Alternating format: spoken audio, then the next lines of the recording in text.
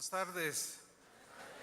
Hace 8 días, mientras celebrábamos nuestro 42 aniversario, yo les decía que les iba a compartir, o les compartí el primer mensaje que di hace 42 años, que habla de 3 principios sobre los cuales deberíamos de fundamentar casa de oración y toda congregación, porque son 3 principios que están allí en la Biblia. La razón de toda congregación, todo cristiano, es ser para alabanza de su gloria. Y dijimos que eran 3 principios. Número 1, ministrar al Señor en alabanza y adoración. Cada vez que nos reunimos, para eso es parte fundamental de la actividad espiritual de un cristiano. Hay una serie que se llama Creados para Adorar, pero hay un sinfín de enseñanzas más en la página de Casa de Oración que hablan sobre el tema de la adoración.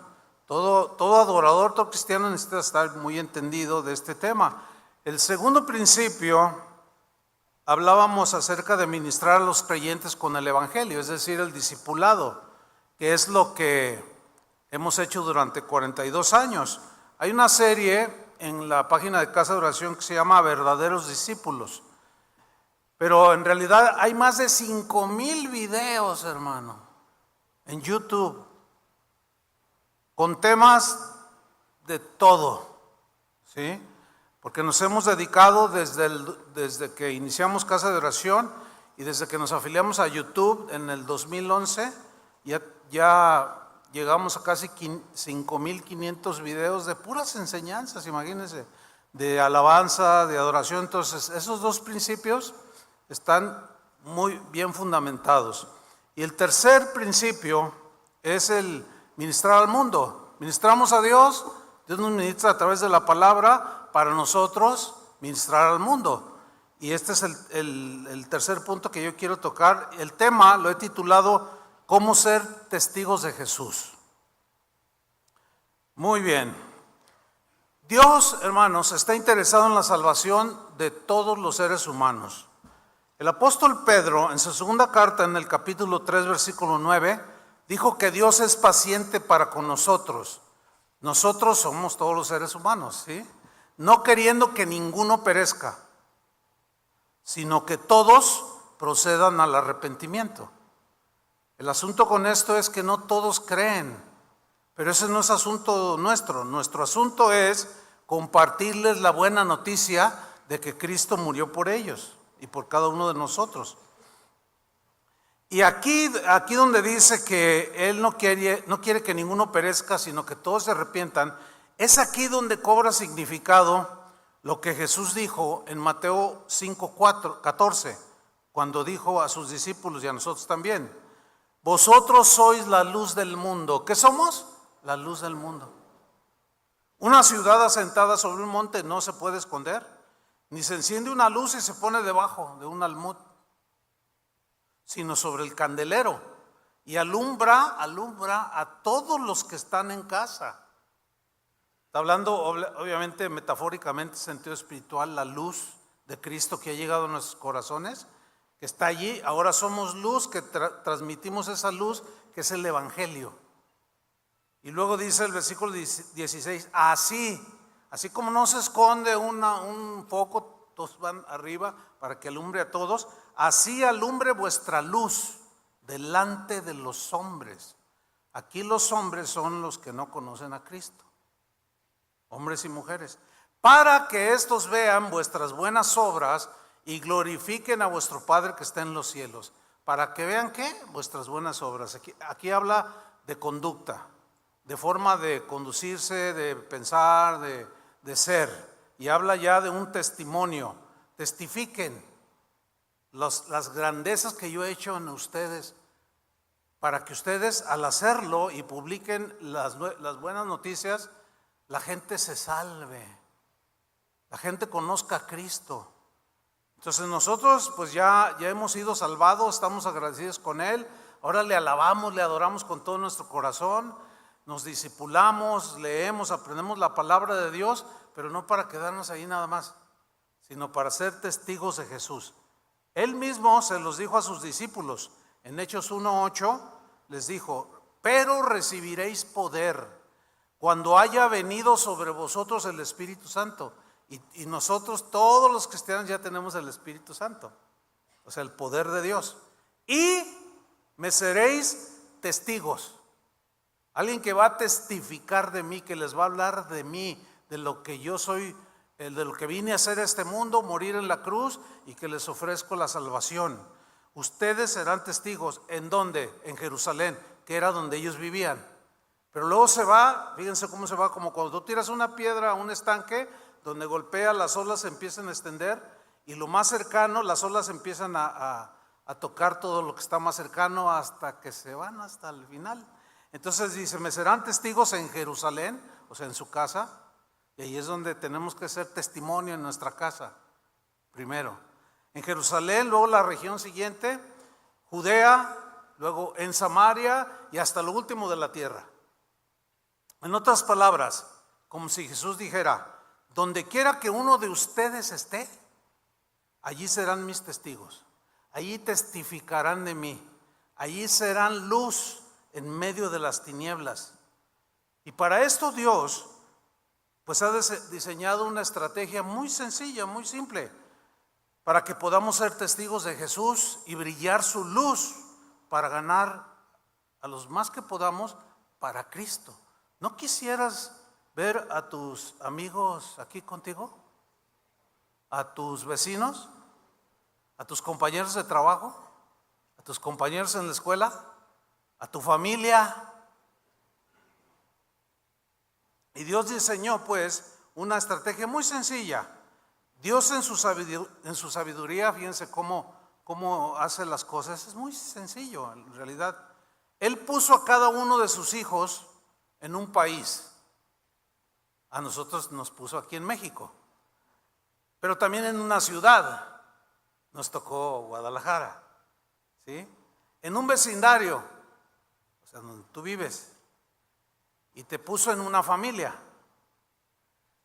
Y en distintos lugares donde hagamos diversas actividades, es decir, en donde nosotros estemos, somos testigos de Jesús.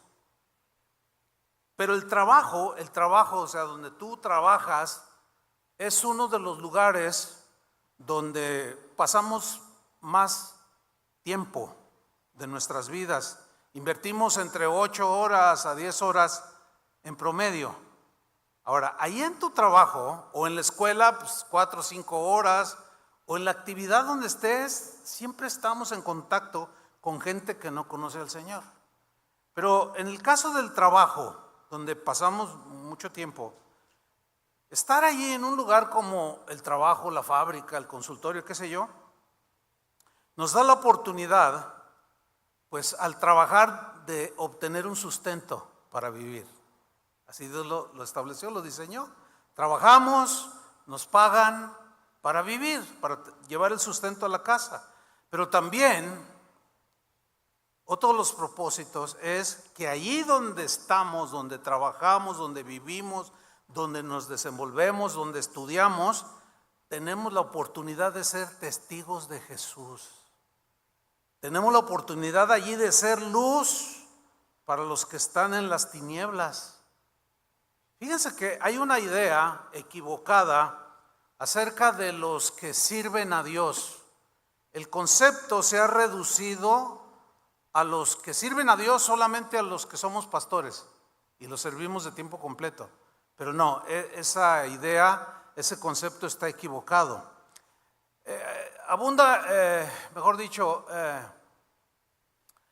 Abona mucho que la gente tenga esta idea equivocada cuando los que hemos sido llamados al ministerio contamos nuestro testimonio.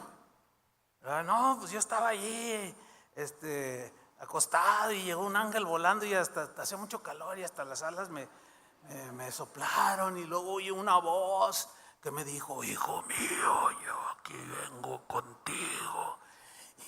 Y retumbaba el lugar. ¿Y cuántos han oído esa voz? Y pues nadie está, todo está así. No, pues nada. Y Dios me llamó a servirle. Entonces, como la mayoría no tiene esa experiencia, porque el llamado al ministerio sí es especial, y la mayoría no lo tiene, pues dice, no, pues yo no sirvo a Dios. Pues yo no, ni moscas veo volar, menos un ángel. Entonces, esta idea equivocada provoca en los cristianos que no entiendan lo que es ser luz del mundo o ser testigos de Jesús. Entonces surgen preguntas que son lógicas. Por ejemplo, está allí el cristiano, ¿verdad? Y oye el testimonio de alguien, ¿verdad? Que hasta el infierno se fue y luego salió y ahora yo predico. Y se queda la gente. Entonces, la gente se empieza a hacer preguntas. Entonces yo no sirvo a Dios, yo quiero servirlo, pero ¿cómo puedo servir a Dios? Es una pregunta lógica. Porque en el ADN del cristiano está servir a Dios. Otra pregunta es, pastor, esta me la han dicho muchas veces. Pastor, ¿puedo yo servir en mi trabajo como un trabajador que soy simplemente? ¿O puedo servir a Dios siendo una secretaria? ¿O puedo servir a Dios siendo un doctor? ¿O un deportista? ¿O un estudiante? ¿O una ama de casa? La respuesta contundente es sí. Por supuesto que sí. Y de eso se trata este tema. ¿Ok? Tú puedes servir a Dios en cualquier actividad en la que te desenvuelvas. Siendo una buena secretaria, un buen doctor, ahí siempre te vas a encontrar con gente que no es cristiana. Y allí tú es donde vas a servir a Dios siendo testigo de Jesús. Ahí vas a servir tú a Dios siendo luz para los que están en tinieblas. Ahora, entrando así más en el tema, parece algo ilógico que Dios nos llama. Por un lado dice, sean santos. Lo dice, el que ama el mundo no tiene el amor de Dios, no améis al mundo ni las cosas que están en el mundo. Entonces parece ilógico que Dios nos llame a apartarnos del mundo, nos llame a una vida dedicada para Él, pero luego, ya en lo cotidiano, Dios nos pone en un lugar donde hay un ambiente lleno de cosas que los cristianos ya no congeniamos. De pronto nos encontramos rodeados de gente que no conoce a Dios. Y es un ambiente insoportable. ¿Por qué? Porque vemos de todo. ¿No parece contradictorio, verdad que sí? Parece como que Dios quiere que me aparte y luego me pone allí en un lugar donde hay puros paganos, puros idólatras, puros borrachos. Es allí cuando algunos cristianos, cuando no entienden esto, dicen cosas como estas. Se acercan al pastor y le dicen, pastor, ore por mí. ¿Para qué quieres que ore? Pues para que Dios me dé otro trabajo. O un joven, pastor, ore por mí para que Dios me dé la oportunidad de irme a otra escuela. Pero ¿y por qué te quieres ir a otra escuela? ¿Por qué quieres irte a otro trabajo? Pastor, es que donde yo estoy, ay, si usted viera, es el peor lugar del mundo. Todos dicen eso. A todos los que yo he escuchado dicen lo mismo. No. Yo estoy, por ejemplo, en el ambiente político. Es lo peor. En el ambiente de hospitales y de médicos. No es lo peor. Todos dicen que es lo peor. ¿Por qué? Por todo lo que ven en las personas. ¿Sí? Es que allí donde yo estoy, pastor, hay un montón de adúlteros. No, viera cuántos pervertidos sexuales hay, pastor. No aguanto. Y una de mentirosos que, ay Dios mío, mienten como respiran. Hay unos que siempre están contando chistes groseros. Hay una de palabrotas que dicen, no hombre, todos se meten con todos, son infieles. Y luego muchos se burlan de Dios. Pastor, ore para que Dios me dé otro trabajo. Ok, a ver, ven para orar por ti. Padre, dale otro trabajo. Y luego le da otro trabajo y se encuentra con gente igual. Entonces ya no voy a orar. Yo nunca he orado para que te dé otro trabajo, porque estás rodeado de gente pagana. ¿Para qué oro? Para que te... Y a veces el Señor, así para enseñarnos, lo permite. Ok, otro. Y te encuentras con lo mismo o hasta peor. O sea, díganme dónde hay un lugar donde no haya gente así. Donde haya gente que no conoce a Dios, por favor, no esperen que se comporten, que hablen muy con buen lenguaje, que no sean groseros. Díganme dónde están. Si a veces en la iglesia, gente que dice cristiana se comporta como si no lo fuera. Entonces es imposible, hermanos, encontrar un lugar donde no haya gente que no conoce a Dios. Y por lo tanto, al no conocerlo, se portan mal. Pero el cristiano que ya captó, que ya entendió, que está en el mundo pero no es el mundo, no está a gusto. Pero el hecho de que no estemos a gusto en este mundo no significa que nos vamos a aislar. Fíjense lo que Pablo dijo a los Gálatas respecto a la gente que no conoce a Dios, ¿cómo es que son? Sin olvidarnos que de ahí salimos nosotros, ¿ok? ¿De dónde salimos? De donde está la gente que no conoce a Dios. Así como ellos eran, así éramos. Por eso no debemos de tener juicios severos en contra de ellos. Pero miren lo que dice Pablo a los Gálatas en el capítulo 5, versículo 19. Son las características de la gente que no conoce a Dios, las obras de la carne. Y dice así: todo el mundo conoce la conducta de los que obedecen a sus malos deseos. Claro. No son fieles en el matrimonio, tienen relaciones sexuales prohibidas, muchos vicios y malos pensamientos. Versículo 20, adoran a dioses falsos, practican la brujería, odian a los demás. ¿Son así las personas donde trabajas? ¿Verdad que sí? Se pelean unos con otros, son celosos, se enojan por todo, son egoístas, discuten y causan divisiones, son envidiosos y hasta matan. Se emborrachan. ¿Tienes compañeros borrachos ahí en tu trabajo? Casi todos, dice. Y en sus fiestas hacen locuras y muchas cosas malas. Ahí está. Describe fielmente lo que la gente en todo lugar donde trabajes, donde estudies, donde te mueves, son así. A donde quiera que tú vayas, en donde estés, vas a estar rodeado de gente así. Gente que no conoce a Dios. Entonces, esa idea equivocada de Señor, sácame de aquí, llevó a los cristianos del siglo III a construir lo que se conocen como monasterios, los claustros, donde se encerraron, según ellos, para alejarse de la maldad del mundo, según ellos, para dedicarse a la oración, a la contemplación, a la meditación y apartarse de las mundanalidades. Pero nunca les cayó el 20, o nunca entendieron que el mundo, ¿dónde está? ¿Dónde está la maldad? Aquí.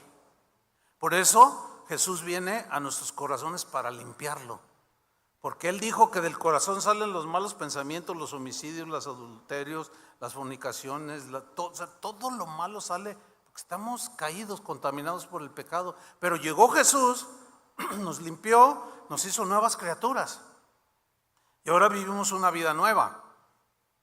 Entonces, mire, esa idea de sácame de aquí llevó a algunos a encerrarse. Hay otros, ha habido en la historia del cristianismo sectas, grupos que no, vamos a alejarnos, vamos a ir allá a la barranca, a vivir allá en el cerro, lejos del mundo y del pecado. Pero ¿será esta la voluntad de Dios? ¿Será esta la voluntad de Dios? No. Fíjense, esto que Jesús oró es muy interesante. Él, cuando estaba orando antes de ser crucificado, dijo un par de frases en su oración que es el punto central de este mensaje. Juan 17:14. Sígame allí en su Biblia o en la pantalla. Está orando Jesús al Padre y dice: yo les he dado tu palabra. ¿Ven? La palabra es fundamental. Que cada vez que nos reunimos necesitamos predicar y oír la palabra de Dios. Y Jesús dice: yo les he dado tu palabra. Y luego, refiriéndose a los discípulos, a los 12, dice: y el mundo los aborreció. Es decir, que no esperes que el mundo te ame por haber cambiado de vida, de tu vida de corrupción a una vida pues limpia o mejor, ¿sí? El mundo los aborreció.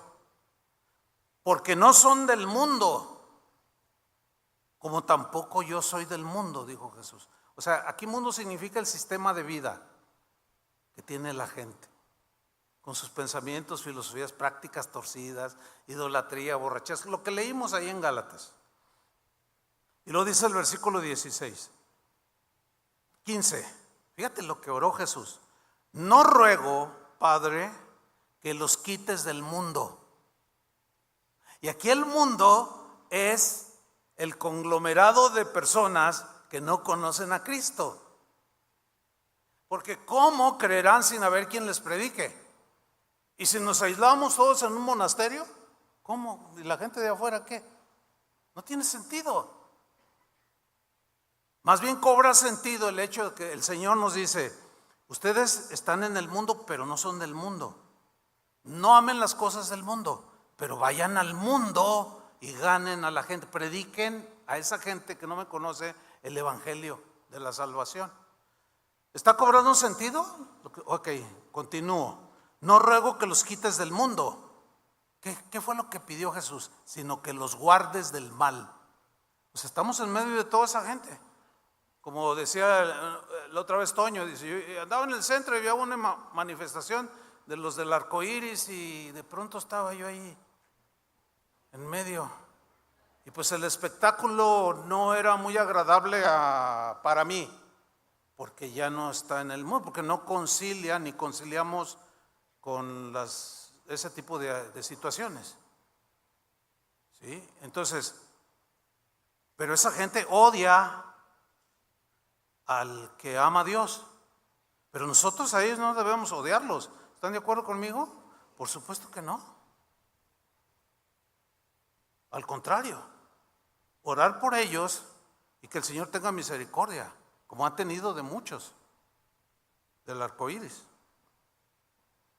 Entonces Jesús está orando: no ruego que los quites del mundo. Y nosotros decimos: pastor, ore para que el Señor me quite del mundo. No, pues ¿cómo? No, yo no hago esa oración, de hecho.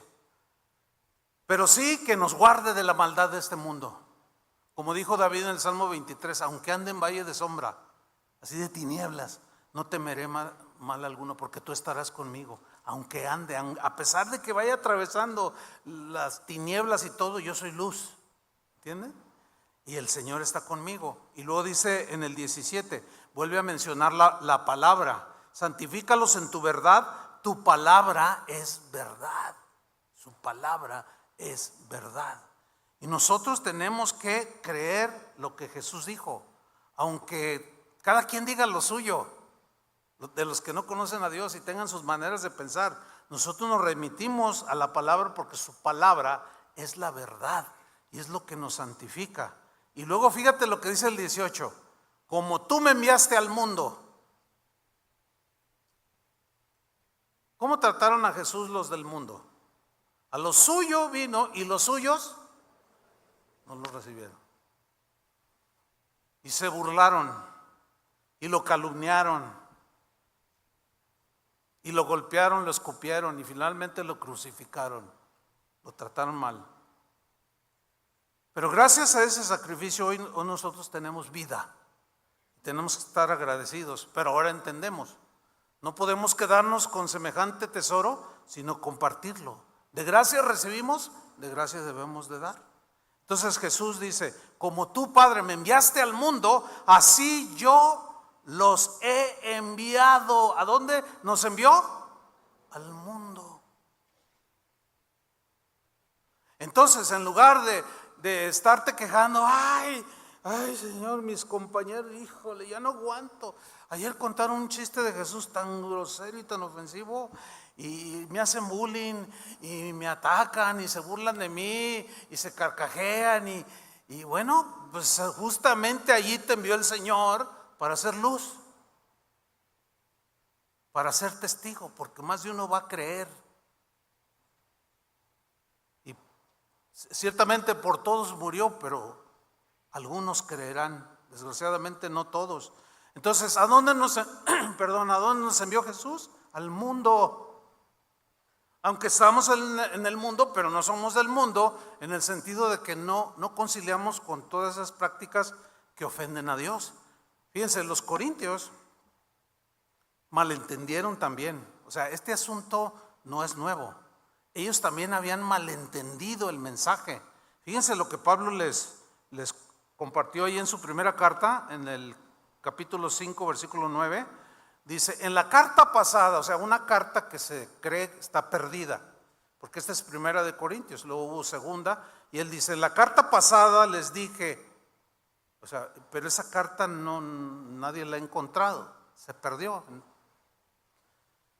Por eso es que dice, en la carta pasada les dije que no tuviera nada que ver con la gente que practica inmoralidad sexual, o sea, con los pervertidos sexuales. Yo les dije que no tuvieran que ver nada con ellos, pero ellos habían entendido mal. Fíjate lo que dice el 10. Pero eso que les escribí no significa que deben separarse por completo de la gente de este mundo que comete inmoralidades sexuales. Yo no les dije eso. Tampoco les dije que se separaran por completo de los avaros, de los tramposos, de los idólatras, de los que adoran ídolos. Porque para lograrlo tendrían que dejar este mundo ustedes mismos. Tendrían que salir del mundo. No, ustedes me entendieron mal. Y muchas veces los discípulos de Jesús, como ustedes, como ellos, entienden mal las cosas. A veces porque no ponen la debida atención, qué sé yo, pero siempre hay malos entendidos. Y Pablo les rectifica, no, en los siguientes versículos que nada más se los menciono, dice, no, más bien yo les escribí que no se junten con aquellos que se llaman cristianos y son borrachos, pervertidos sexuales, son mentirosos, con esos ni coman, ni aún coman con ellos, porque es peor, ellos son peores que los que no conocen a Dios, porque ellos dicen que conocen a Dios, pero con sus hechos lo niegan. No, entonces no, me entendieron mal, Corintios. Ustedes no deben de alejarse del todo de la gente que no conoce a Cristo.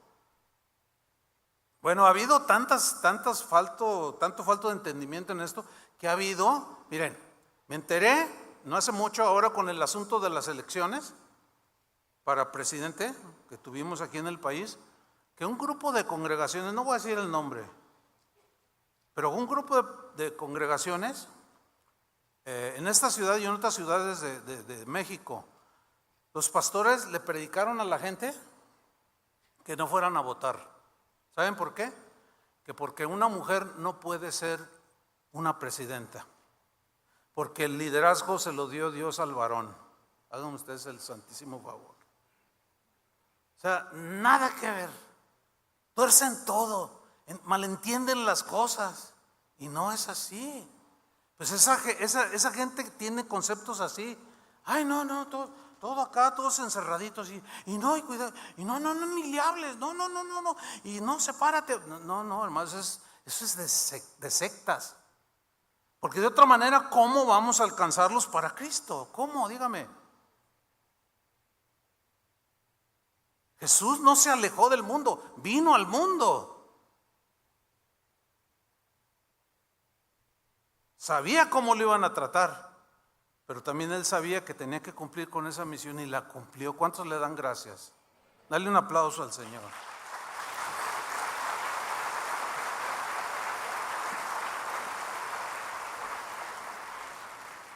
Los cristianos somos enviados a un mundo perverso. ¿Sí?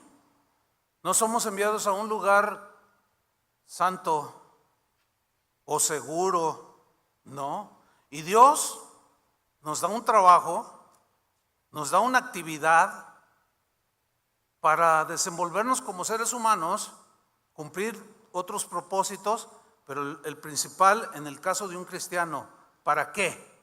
Para ser testigos de Jesús, para compartir el evangelio de las buenas nuevas de Jesús. Fíjate lo que enseñó Jesús a sus discípulos en cuanto a enfrentar el mundo o estar en el mundo.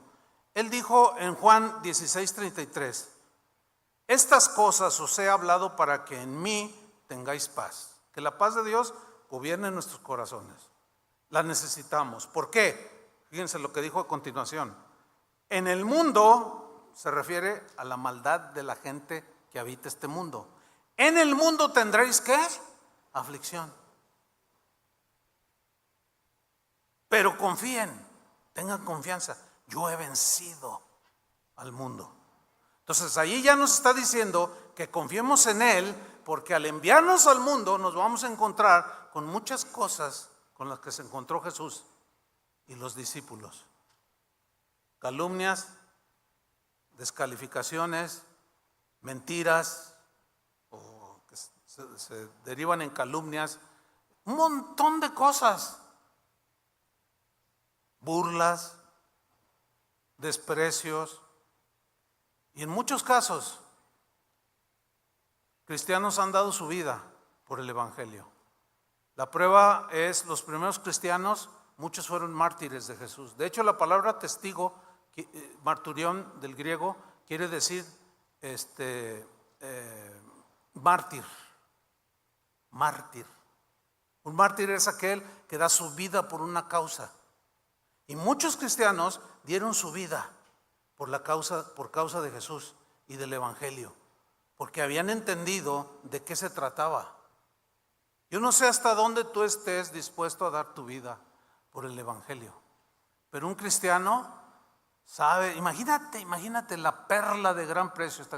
Jesús usó una parábola de la perla de gran precio, que la encuentra y pues no se puede quedar con ella, ¿verdad? La comparte. Es una perla, dice, de las cosas valiosas y hermosas que hay, y no podemos quedarnos ahí con eso. Primera de Juan, capítulo 5, versículo 4, el apóstol Juan, que había sido un discípulo de Jesús directo, el Espíritu Santo le hizo escribir lo siguiente, donde se nos promete poder para vencer la maldad de este mundo. Dice 1 Juan 5, 4, todo lo que es nacido de Dios vence al mundo. ¿Cuántos somos nacidos de Dios? Los cristianos. Somos nacidos de Dios, tenemos una nueva naturaleza, una nueva vida. Desde el momento en que Jesús llegó, nos limpió, nos lavó de nuestros pecados, nos hizo nacer de nuevo, nos dio una vida nueva que hemos disfrutado.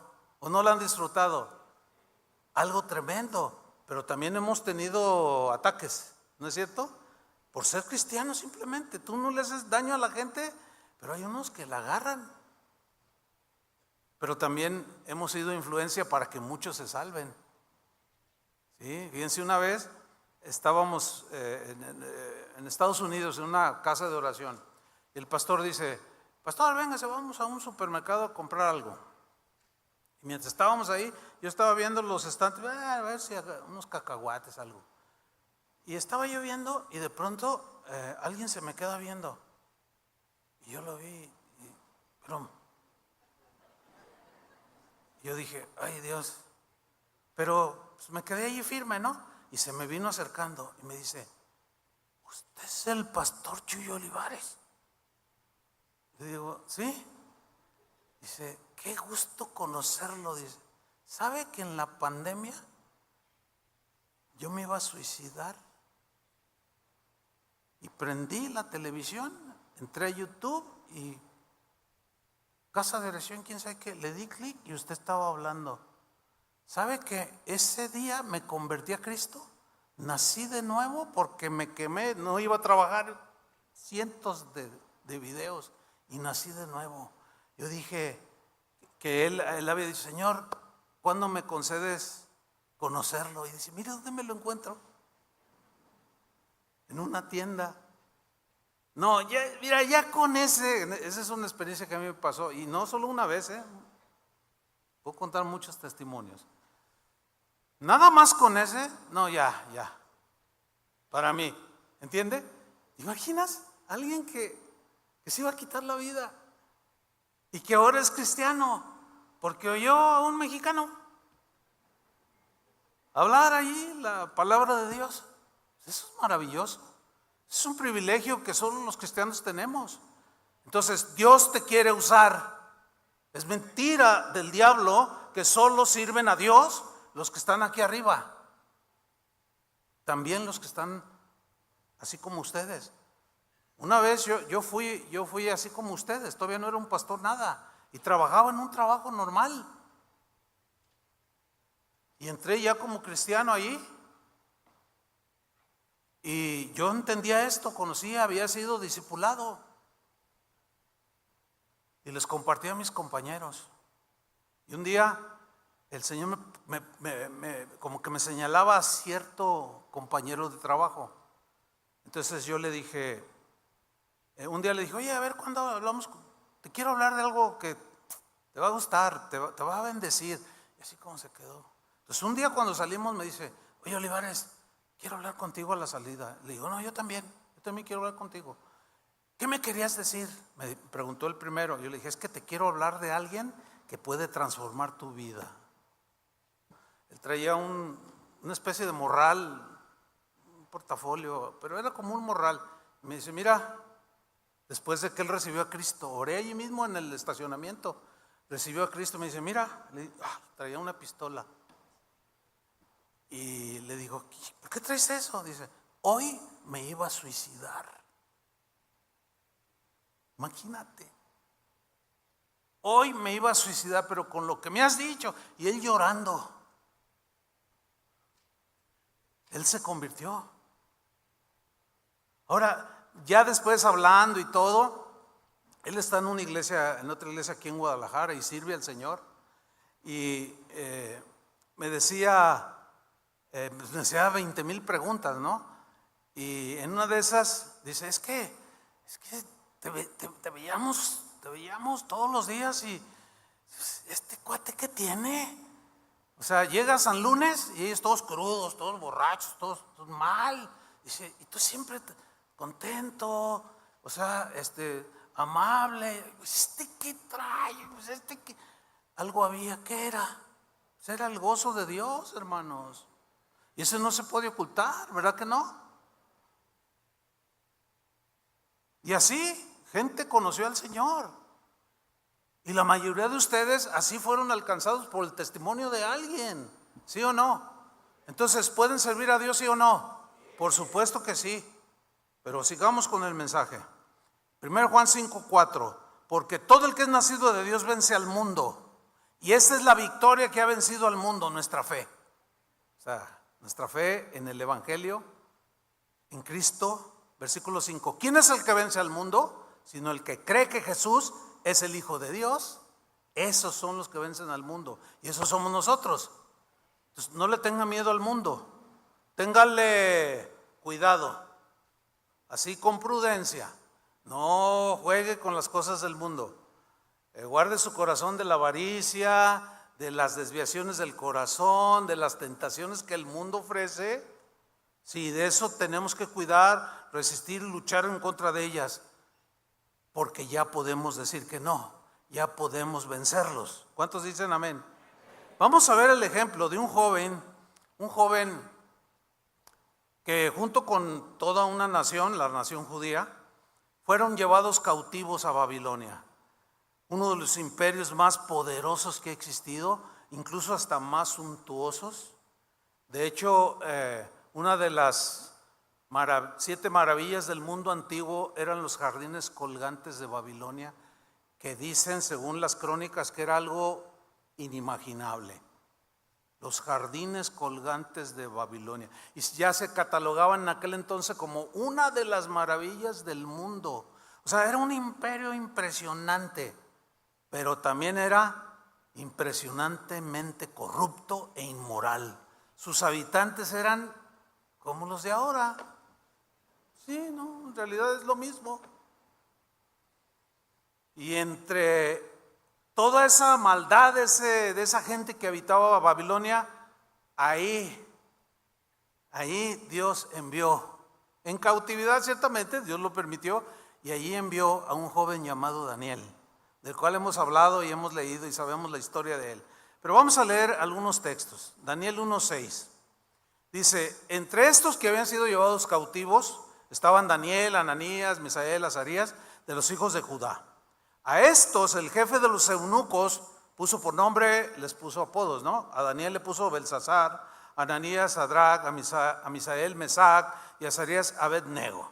Bueno, Ahora, ellos habían sido escogidos porque el rey Nabucodonosor le había dicho al jefe de los eunucos: de entre los cautivos, búscame a jóvenes que se vean inteligentes, fuertes, sólidos, y durante 3 años los vas a preparar para que me sirvan aquí en la corte. Entonces los escogieron a estos 4, entre ellos iba Daniel, y bueno, Dios estaba detrás de todo, sabemos, ¿no? Pero los escogen, los educan, todo lo que tenían que hacer. Ellos no podían decir no porque eran esclavos. Y ya cuando el jefe de los eunucos dijo: ya están listos, fueron llevados delante del rey. Pero antes, miren lo que hizo Daniel en capítulo 1, versículo 8. Y Daniel propuso en su corazón, una vez que ya estaba listo para servir, en medio de una corte de borrachos, propuso en su corazón que no contaminarse con la porción de la comida del rey, ni con el vino que él bebía. ¿Por qué? Porque Daniel sabía que todos los alimentos de los paganos de ese tiempo, toda la carne que comían la sacrificaban a los ídolos, a los dioses falsos, en honor de ellos. Y eso Daniel lo sabía, y para un judío comer cosas sacrificadas a los ídolos era lo más aberrante, porque a Dios le era algo aborrecible. Entonces ellos estaban muy sólidos en sus convicciones. Entonces dijo que propuso en su corazón, y dice: pidió por tanto al jefe de los eunucos que no se le obligase a contaminarse. O sea, él fue en buen plan y con respeto. Oye, mira, yo tengo mis convicciones, yo creo en Dios, sí, pero están cautivos y tu Dios no los salvó. No, ese es otro asunto. Mira jefe, yo voy a servir en la corte, pero ¿te puedo pedir un favor? No me obligues porque no voy a comer nada. Y el jefe de los eunucos le cayó bien. Después dice que el jefe de los eunucos dijo: no, está bien. O sea, Dios honra al que le honra. Tú mantente y Dios te apoya. Y aún a los perversos hace que de pronto estén a tu favor. Como cuando recién llegamos aquí, no sé si he contado esta historia, pero de la iglesia que está acá a la vueltita, aquí saliendo, pues no les gustó que llegáramos aquí. Entonces el ministro ahí alborotó a la gente. Y nosotros estábamos aquí alabando al Señor, hasta después que pasó un tumulto allá afuera, que nos contaron, fue que nos dimos cuenta. Pero venía un contingente, no sé, 200 personas, 300, no sé, pero un montón de gente con palos, con piedras. Venían a golpear los autos, y al que se pusiera enfrente venían a hacer destrozos. Y el líder de ellos venía adelante, con todo y su vestido negro. Y venían, y nosotros aquí alabando al Señor. No puede el mundo ser mi hogar. Y nosotros nos dimos cuenta, hasta que pasó.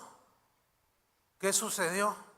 Cuando ya venían, de pronto uno de ellos mismos se adelantó y dijo: a ver, deténganse. Y empieza a reclamarle al padre.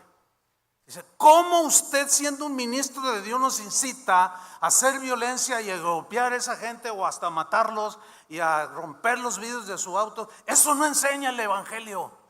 Entonces, hasta aquí llegaron, y el que quiera hacerlo, sobre mí. Y dicen que estaba el tipo de este tamaño. Y usted también, le dice al mister. Y usted también, se aquí el primero, y aquí no pasa nadie. Y disolvió la turba. Qué tremendo, ¿no? ¿Sí les había contado ese? Pues es un testimonio tremendo, porque los que vieron, había unos hermanos, ya ves, de esos que a veces no entran, que se quedan con doña Lupe. Pues ellos fueron los que se dieron cuenta. Estaban ahí en las hamburguesas con doña Maca. Y todos asustados, uno bien blanco. Ay, venían a matarnos. Y Dios, de alguna manera, bueno, cuando ya nos llega la hora, pues como sea también, ¿no? Pero también Dios nos guarda mucho. Y aquí seguimos. Y el compa ya no está. Pero bueno, nosotros no tuvimos, al contrario, orábamos por ellos. Pero ahí les va otro testimonio que nadie se puede imaginar. Un día estaba yo allí atrás, y alguien me hace: pastor. Yo: ¿qué pasó? Y estábamos a punto de iniciar. Me dice: mire, así muy, muy despistadamente voltea a su derecha. El señor Calvito, que de traje negro, dice: es el padre de aquí. Y yo: ¿en serio? Dice: sí, pues yo allí iba. O sea, hay mucha gente que se convirtió de aquí de la colonia. Y por testimonios así. Entonces yo volteo despistadamente y estaba el señor así. Y empezó la alabanza y yo volteaba y lo veía de cuando en cuando. Dije: no voy a sacar un palo, una pistola. No, pues es que hay gente muy fanática, Mire, una alabanza, dos, y luego empezó. Al rato estaba con las manos levantadas, llorando, hermanos. Y alguien que tenía familiares, que ya asistía aquí, que tenía familiares que asistían acá: pastor, ¿qué cree, pastor? Dice: el padre de allí les acaba de decir, ¿saben qué? Yo fui y me metí allí y oí y vi, y ya nadie me cuenta. Esa gente tiene a Dios.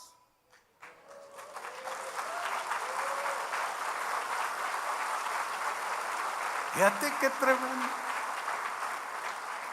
¿No les había contado ese testimonio?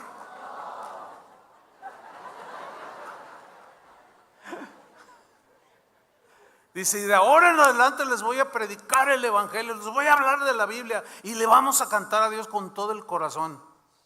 ¿Sabes qué hicieron? Se lo llevaron los de la cúpula, porque estaba desviando a las ovejas. Dios nos protegió también. O sea, algo, la luz de Cristo.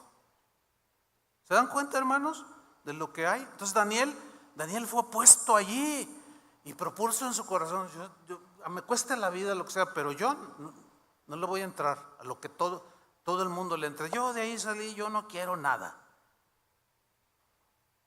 Fíjate, en Daniel capítulo 6, versículo 1, fíjate lo que dice: pareció bien a Darío. O sea, es que Daniel estuvo en 3 sexenios, en el de Nabucodonosor, en el de Darío, en el de Ciro. O sea, duró muchos años sirviendo allí en medio de todo lo que vamos a ver. Dice: pareció bien a Darío constituir sobre el reino 120 sátrapas que gobernasen en todo el reino, y sobre ellos 3 gobernadores, de los cuales Daniel era uno, a quienes estos sátrapas diesen cuenta para que el rey no fuese perjudicado. O sea, ya tenía un testimonio después de que murió Nabucodonosor. O que Darío, pues tomó Darío el otro rey que también, bueno, Dios dijo que era un siervo y era un pagano. O sea que los propósitos de Dios se cumplen sí o sí. Total, ya sabía quién era Daniel. De seguro más de uno le dijo: no, mira, ¿sabes qué? Ese judío, ese no se corrompe, ese es bien derecho. Y le puso el ojo. Dijo: bueno, yo voy a poner sobre mi reino 120 gobernadores, pero voy a poner otros 3 a quienes estos 120 le rindan cuentas. Y entre los 3 estaba Daniel. No es casualidad, Por supuesto que no. Pero sigamos leyendo. Versículo 3: pero Daniel mismo era superior a estos sátrapas y gobernadores. ¿Superior en qué sentido? Leamos. Porque había en él un espíritu superior. No está hablando aquí de algo discriminatorio, de que él era superior por raza o por... No. Está hablando, aquí espíritu habla de actitud, de conducta, ¿sí? De manera de ser. Dice: y Daniel era distinto a ellos. O sea, ¿te fijas cómo la misma Biblia nos dice que la gente que vivía alrededor de él, que eran como la gente que te rodea, pero sí se dieron cuenta cómo era Daniel? Entonces dice que Darío dice: el rey pensó en ponerlo sobre todo el reino. Wow, dice: no, yo quiero Te voy a dar toda mi confianza. Versículo 4, perdón. Fíjate cómo despertó la envidia de los que te rodean. Es como cuando a ti te suben el sueldo o te suben de puesto, se te van encima, y más porque eres cristiano. Ese cristiano.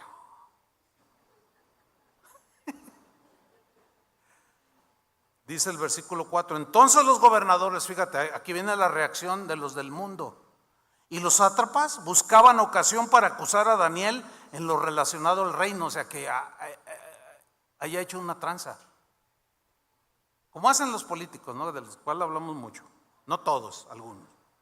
Mas no podían hallar ocasión alguna o falta, todos le escarbaron, no le hallaban nada, y le buscaban.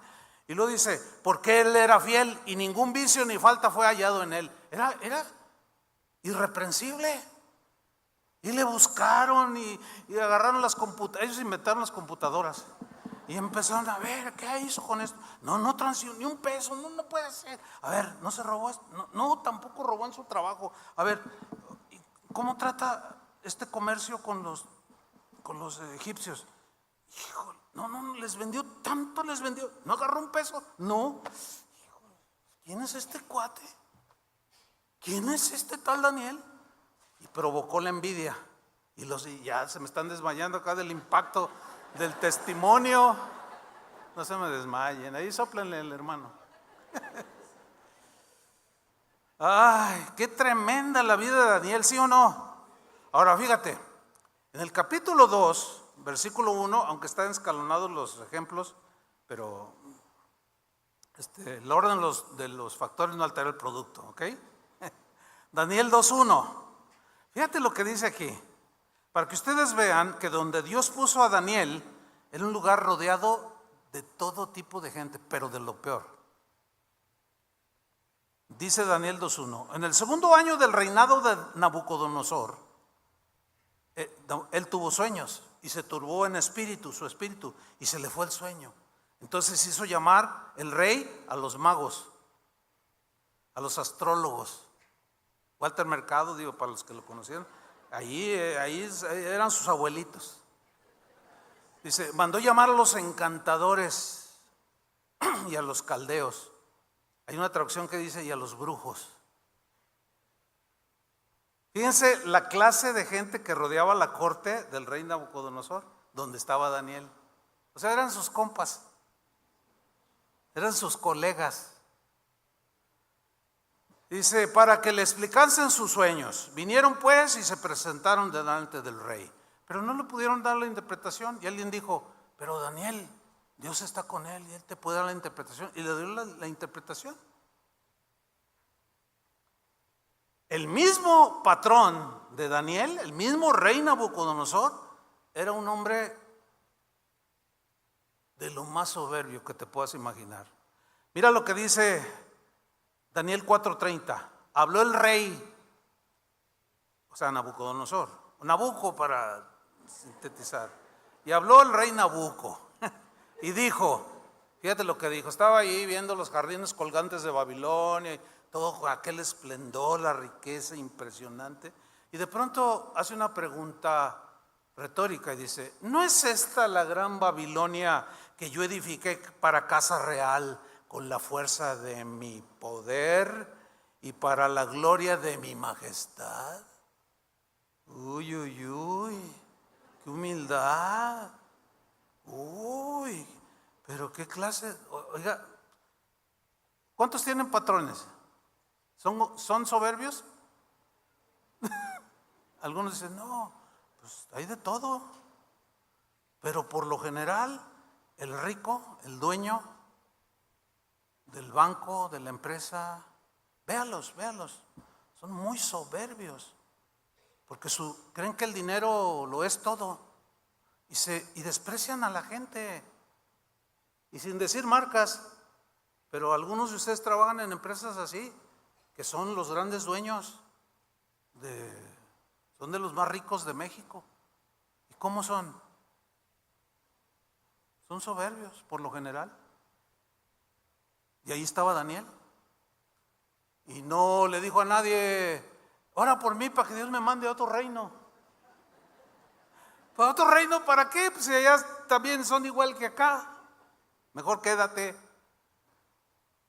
Ahora fíjate los compañeros que rodeaban a Daniel. Daniel capítulo 5 versículo 1. El rey Belsasar, que era hijo de Nabuco, dice, el rey Belsasar hizo un gran banquete a 1000 de sus príncipes. Entonces llegaron todos ahí, 1000, imagínate todos. ¿Verdad? Con sus vestiduras, sus anillos, sus coronas. Un banquete a 1000. Y en presencia de los 1000 bebía vino. Pero la idea es de que agarraba los tarros así. ¿Te imaginas un rey así? Bueno, nosotros hemos tenido presidentes que les gusta el... Y qué mal, ¿no es cierto? O sea, es una pena, la verdad.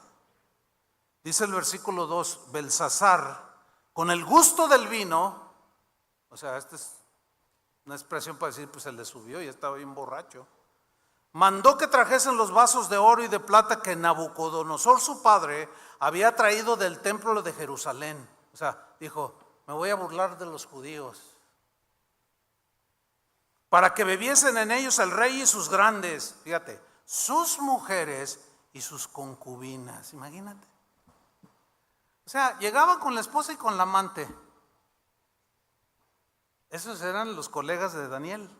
En ese entorno, en ese lugar él se desarrolló, vivió 3 sexenios con 3 reyes. Con ese tipo de gente vivió y mantuvo su testimonio. Y sin duda, como el rey Nabucodonosor, fue atraído a Dios. ¿Se acuerdan? Cuando le revela el sueño y se hace realidad y se humilla a Nabucodonosor, dice, ahora alabo al Dios del cielo, que hace todo lo que quiere. Bendito el Dios, y empieza a bendecir a Dios, al Dios de Daniel, por la influencia de Daniel, hermanos. ¿Se dan cuenta? Pero sigamos leyendo. Ahí empezó el fiestongo, versículo 3. Entonces fueron traídos los vasos de oro que había traído del templo de la casa de Dios que estaba en Jerusalén. Imagínate, sacaron las cosas sagradas dedicadas a Dios para burlarse. No había sacrilegio en ese tiempo más ofensivo que ese. Y bebieron en ellos el rey y sus príncipes, sus mujeres y sus concubinas. Imagínense borrachos y comiendo y haciendo tonterías. Dice el versículo 4, bebieron vino y fíjense en lo que terminaron. Y alabaron a los dioses de oro, de plata, de bronce, de hierro, de madera y de piedra, idólatras. Y todo eso sucedió en Zapopan. ¿Qué le pareció? Zapopan, Babilonia. Hermanos, necesitamos entender. Alguien dijo, ay, ahí en los comentarios en la primera reunión, ay, eso es que es bien difícil. Y, bueno, es difícil, ¿sí o no? Pero no es imposible. ¿Verdad que no? No es imposible, porque Dios está con nosotros. Mayor es el que está en nosotros que el que está en el mundo, hermanos. No tengan temor al mundo ni a nadie. Es más, ni al diablo. Hay gente que dice, ay, se me apareció el diablo, ¿y qué te hizo? No, pues nada. Ay, entonces, ¿de qué te dio miedo? Nomás le dice, buf. No, hermanos.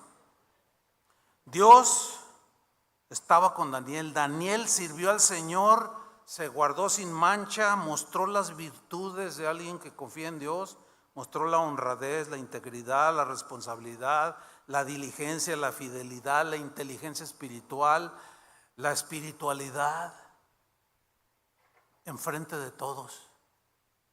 Y todo el mundo se dio cuenta. Y sin duda que hubo muchos que fueron atraídos hacia Dios. Pero para terminar, hermano, no quiero dejar pasar de los ejemplos de mis favoritos cuando toco estos temas. Se trata de José, el joven José, otro joven, fíjense. Y lo resalto porque a veces a los jóvenes se les menosprecia, pero no, qué privilegio que un joven a su temprana edad tenga ya que estar luchando para mantenerse como un joven cristiano, ¿sí? Que va a dedicar toda su vida para ser testimonio de Jesús. En Génesis 39:1, bueno, ustedes conocen la historia, algo de contexto. Sus hermanos le tenían envidia, lo golpearon, finalmente lo vendieron, y aquí es donde entra el punto. Llevado pues José a Egipto, Potifar, oficial de Faraón, capitán de la guardia, varón egipcio, o sea, era alguien importante, lo compró de los ismaelitas que lo habían llevado allá. Fíjate lo que dice. Llevado pues José, ¿a dónde? A Egipto. Egipto, por simbología en la Biblia, cada vez que ves Egipto, simboliza al mundo. Porque Egipto fue de lo peor.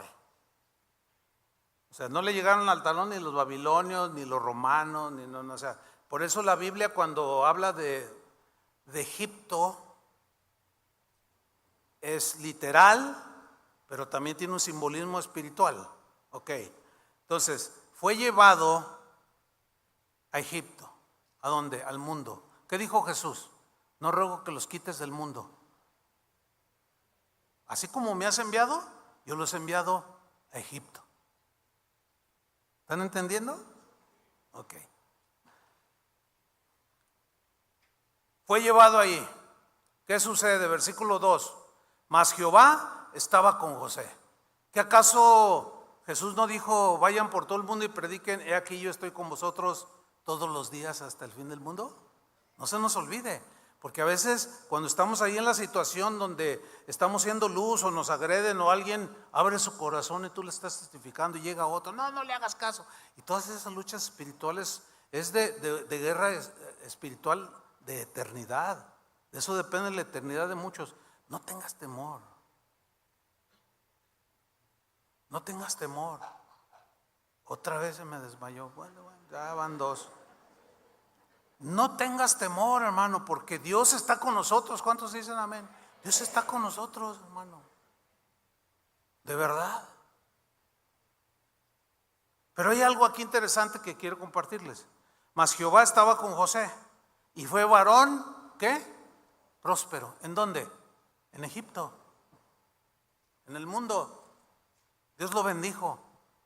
Pero también estaba rodeado de los mundanos, que hacían de todo. Pero algo que yo quiero mencionar aquí es en la frase fue varón próspero. Porque esa palabra próspero viene de una palabra hebrea que está ahí. No se la voy a... Está un poco difícil de pronunciar. Entonces no lo voy a hacer, pero ahí está. ¿Sí? Esa palabra que se tradujo próspero significa literalmente, tiene dos significados, uno literal y otro espiritual. El literal es empujar hacia adelante. Es como cuando quieres que el niño camine o alguien que quieres que avance, lo empujas. Vamos, y lo empujas para que vaya hacia adelante. Pero en sentido figurado o espiritual, Dios empujó a José, ¿a dónde? A Egipto, al mundo. ¿Por qué? Porque tenía que hacer una misión allí. Se iba a encontrar con todo tipo de gente, así como tú te encuentras con ellos. Pero Dios tenía un plan. Tenía que salvar al linaje de José, porque de ellos vendría el Salvador, Jesús, el Mesías. Y Dios en su omnisciencia sabía que vendría una hambruna y que en términos reales ellos podían morir literalmente de hambre. Y Dios en su inmensa sabiduría, fíjate lo que hizo, puso a José en el mundo, en Egipto. Lo hizo llegar a ser el segundo de Faraón, para que cuando ya la hambruna se manifestara, llegaran sus hermanos, los hijos de su padre Jacob, a comprar comida. Tenían dinero, pero no se vendía nada. Y cuando él los ve, él se descubre, les dice, yo soy José, al que ustedes vendieron. Y ellos se asustaron, se turbaron todos, y él los tranquilizó. No, tranquilos. Dios preparó todo. Me envió por delante a ustedes para salvarlos. Entonces Dios te pone en el mundo para salvar a los que están en tinieblas. Por eso es que cada cristiano es un testigo de Jesús. Y todo cristiano, por lo tanto, sirve a Dios. Quizás nunca te pares aquí a predicar en toda tu vida, porque solo unos de entre todos Dios llama, pero sí puedes servir a Dios ahí donde estás. Amén. Por ejemplo, si tú eres un mecánico, ¿con qué tipo de gente te relacionas? Con las refaccionarias, con los clientes, con los demás talleres de mecánicos. Y entonces, ¿tú a quién le vas a testificar? A ellos. Entonces, un mecánico trae a un cliente a Cristo, o a uno de una refaccionaria. Si tú eres médico, ¿con quién te relacionas? Con médicos, con enfermeras, con hospitales, con enfermos. Y pasas 8 horas, 10 horas rodeados de ese tipo de gente que, aunque son doctores, son científicos, pero no conocen a Cristo. Y allí brillas tú la luz de Cristo. Y allí les compartes y los empiezas a ganar. Entonces tú traes un doctor. Es muy común eso. Mire, le presento, es doctor y yo soy doctor. Miren, esa es la campaña evangelística más económica que hay. No se gasta un peso y todos sirven a Dios. ¿Qué le parece? Donde estés, un jugador de fútbol que es cristiano, ¿a quién le testifica? A los jugadores. Y cuando mete un gol, le hace así, y luego Jesús es el Señor. ¿A quién sirve a Dios ahí? Entendámoslo, hermanos. Y bueno, ahí estaba José, y fue un varón próspero, y estaba en la casa de su amo el egipcio. Versículo 3, y vio su amo que Jehová estaba con él, así como veían que Daniel, Dios estaba con él. También en José, pues este muchacho, pues ¿qué tiene? Dios está con él. Y todo lo que él hacía, Jehová lo hacía prosperar en su mano. Wow, ¿cuántos quieren un trabajador así? Traten bien a los que contrata, y quizás por ahí le llegue uno, un José, o usted sea un José. Dice el versículo 4, y así halló gracia José en sus ojos y le servía. Le servía a Potifar, y servía a la familia, y servía al país, y servía a todos, y servía a Dios. Ahí, ¿cómo? Con su vida. José no era un predicador, Daniel tampoco, era gente común como cualquiera. No era ni rey. Caso contrario, Jeremías era todo un profeta, todo un llamado a profetizar. Daniel era un profeta ciertamente, pero él era un joven como cualquier otro. Dice, como consecuencia, dice que le hizo mayordomo de su casa y entregó en su poder todo lo que tenía. Y aconteció que desde cuando él le dio el cargo de su casa y de todo lo que tenía, Jehová bendijo la casa del egipcio a causa de José. Fíjate, tu testimonio, tu vida puede ser de tal bendición que donde tú trabajes, el trabajo, la empresa, el negocio, lo que sea, puede ser bendecido nada más porque tú estás ahí. Y porque ahí eres un testigo de Jesús y porque eres luz del mundo. Bendijo Jehová la casa del egipcio a causa de José, y la bendición de Jehová estaba sobre todo lo que tenía, así en casa como en el campo. ¿Sabes? Que cuando José tenía 17 años fue cuando fue vendido. Duró 11 años trabajando en la casa de Potifar y llegó a ser el segundo de Faraón cuando tenía 30 años de edad. Toda una historia. Y si quieres leerla más, léela completa. Está en Génesis, del capítulo 34, 35 por ahí hasta el 50 y pico. Bueno, tiene bastantes capítulos. Y finalmente, miren lo que sucedió. O sea, todo parecía viento en popa. Oh, qué bonito, no, Dios me... Pero llegó la prueba, llegó la tentación. Dice el versículo 6, y dejó todo lo que tenía en mano de José. Y con él, Potifar no se preocupaba de cosa alguna, sino del pan que comía. Y era José de hermoso semblante y bella presencia. Un día, dice versículo 7, aconteció después de esto, que la mujer de su amo puso sus ojos en José como la cultura era muy liberal, pues, le gustó el muchacho a la señora esta y puso sus ojos en José, y así de manera descarada como cualquier mujer del mundo, así se la tiró. Le dijo: oye, vente, vámonos al cuarto, acuéstate conmigo. Hay versiones que lo dicen más claro. Hay una versión que dice: ven y acuéstate y tengamos relaciones sexuales, que es en realidad, este es un eufemismo, eso de acuéstate a mi lado, ¿no? O sea, ustedes entienden, ¿no? Entonces se le ofrece esta mujer, y déjenme decirles, las esposas que escogían los potentados, gente como Potifar, eran de las más hermosas egipcias. O sea, era una mujer bellísima, sin duda, según lo que dicen los arqueólogos y los estudiosos, los eruditos en estas cosas.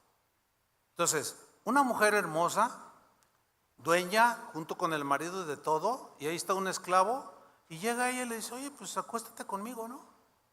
Y fíjate lo que dice el versículo 8, porque hay gente que dice: ay, pues ¿a quién le dan pan que llore? Bueno, así dicen los del mundo. Fíjense, una vez hace años hubo un caso de un hermano que su esposa tuvo un accidente y ella quedó en silla de ruedas. Esto sucedió hace muchos años. Entonces él la cuidaba y la llevaba en su silla de ruedas. Entonces un día me platicó y me dijo: ¿qué crees, pastor? Que una señora me dijo: oye, dice, pues yo sé cómo está tu esposa, pero pues tú ya no puedes tener intimidad con ella, pero pues si quieres, aquí estoy yo. Y cuando me dijo eso, le dije: ¿y qué hiciste? No, pastor, pues ¿cómo cree? No, por supuesto que le dije que no. Y me acordé de José, porque en ese tiempo él era muy joven, ya ahorita ya está, todavía vive él y todavía cuida a su esposa en silla de ruedas. Ya no viene porque está bien viejito, junto con su esposa. Pero yo tengo su WhatsApp y continuamente: pastor, ora por mí. Por cierto, le acaban de detectar cáncer y seguramente está oyendo esto. Y me dijo: no, dice, no, yo no haría eso, porque yo soy cristiano. Y José, mira, la mujer esta mundana, ofrecida, hermosa, sí, pero...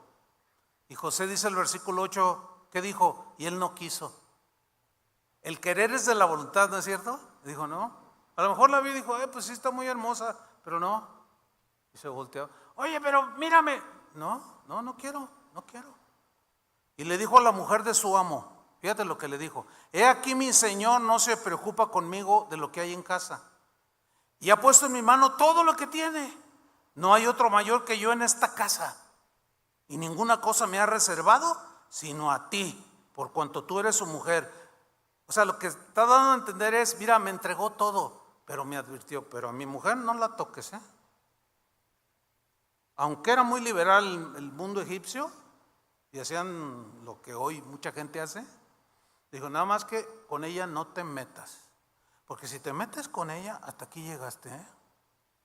Eso es lo que le está diciendo. Y me dio todo, pero ninguna cosa me ha reservado sino a ti, por cuanto tú eres su mujer. Y fíjate lo que dice José: ¿cómo pues haría yo este grande mal y pecaría contra Dios?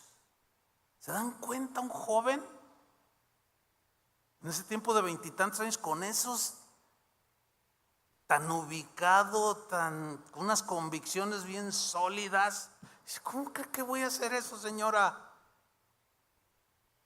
Ahora fíjate, esto no fue una vez. En el versículo 10 dice que hablando ella a José cada día. O sea, que era insistente la mujer. Qué terrible.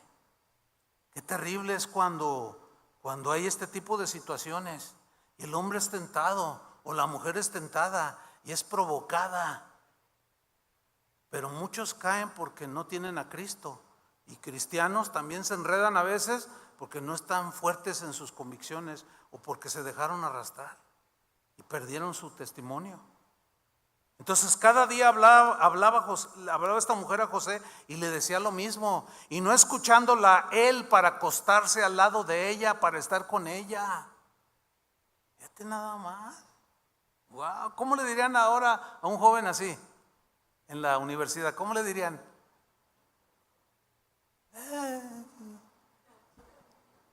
Eres un tarado, eres un tonto, eres un fracasado, no sabes gozar de la vida, eres un don nadie, de ahí no lo bajarían. Termina la historia. Dice el versículo 11: aconteció que entró él un día en casa, ya, como cualquiera, para hacer su oficio. Ve su responsabilidad. Sabía que ahí estaba la tentación, pero no le tuvo temor.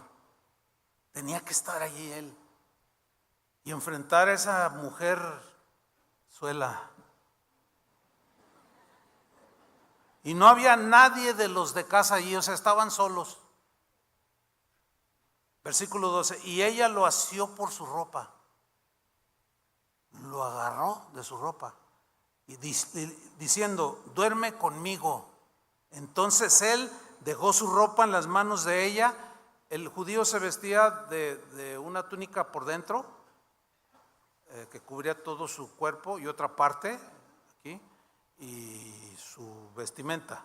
Entonces cuando dice que dejó su vestido, su ropa en manos de ella, fue la túnica, ¿sí?, que ellos usaban por fuera. O sea, ella lo quiso jalar y él en esa pues, lucha, yo supongo, se entiende así, que lo jalaba y él se empezó para sacarse, y que se va corriendo, dice, y salió y huyó y se fue. Después llega Potifar y le dice: oye, ese disque cristiano, ese disque no sé qué, que muy fiel, que no sé qué, me quiso violar. Y el hombre se la creyó. ¿Cómo? Resultado, lo metieron a la cárcel. Eso sí es por Cristo, eso sí es por Dios. Pero eso fue lo que finalmente, el siguiente paso fue llegar al palacio del faraón, donde ya era el segundo, y donde ya mandaba, y donde ordenaba, y donde pudo salvar a su familia. La salvación, hermanos, es el meollo del asunto, del por qué Dios te tiene allí donde estás, con esa gente que a lo mejor te caen mal, o esta gente, no, ya no lo digas así. Mejor dile: Señor, ayúdame a hacer luz para alcanzar al que crea y que tú seas testigo, y deja de maldecirlos o de despreciarlos. Al contrario, ora por ellos, y cada día dile: Señor, dame gracia para hacer luz, para ser testigo, aquí en mi trabajo, en la escuela o a donde vaya. ¿Cuántos reciben el mensaje? Somos testigos de Jesús. Dale un aplauso al Señor. Amén. Gracias, Señor. Póngase de pie, por favor. Vamos a orar. Vamos a darle gracias a Dios. Señor, muchas gracias por tu palabra. Gracias, Señor, por discipularnos, por enseñarnos. Gracias, Señor, por habernos injertado en el cuerpo de Cristo, que es la iglesia.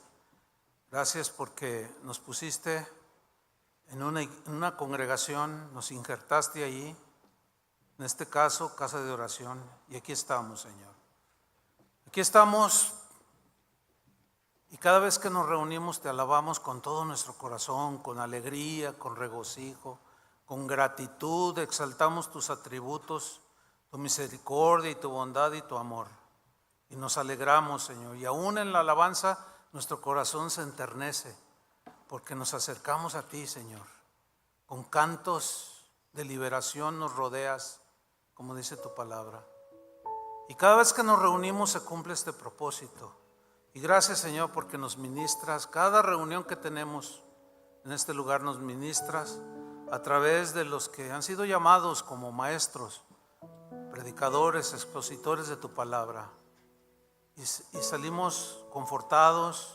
Tú nos hablas, a veces nos consuelas, a veces nos reprendes, a veces nos alientas, a veces nos corriges, pero todo es para formarnos, Señor. ¿Para qué? Para enviarnos al mundo capacitados, equipados, para enfrentarnos a un mundo que te rechaza, a un mundo que no quiere nada de ti, pero te necesitan. Y en su ignorancia, Señor, tú no quieres que ellos perezcan. Ahí es donde entramos cada uno del cuerpo como miembro del cuerpo de Cristo. Aún el más sencillo de los miembros del cuerpo es útil y puede servir a su Señor, a Jesús, siendo luz y siendo testigo allí en medio de las tinieblas, hasta que tú vengas, Señor. Concédenos llevar o encaminar a muchos a tu presencia, a la salvación. Empújanos, Señor.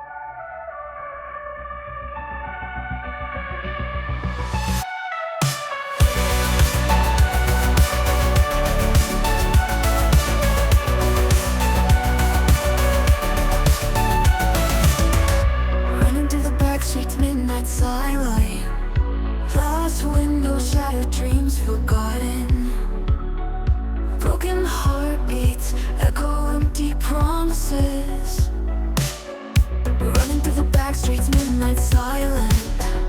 Glass windows, shattered dreams forgotten.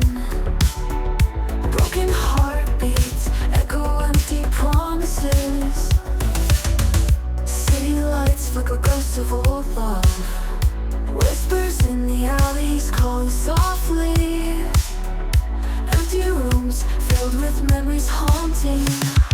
Neon ghosts with electric seas. Voices lost in digital dreams. We are living for the shattered sky, searching for stars where shadows lie. Under crimson moon, a haunting sigh. Electric echoes never die. Bodies lost in pixel tide. Pixelate our tears we cannot hide. Faces blur on screens fading slowly. Touch of a ghost cold and lonely. Echoes of a life left behind.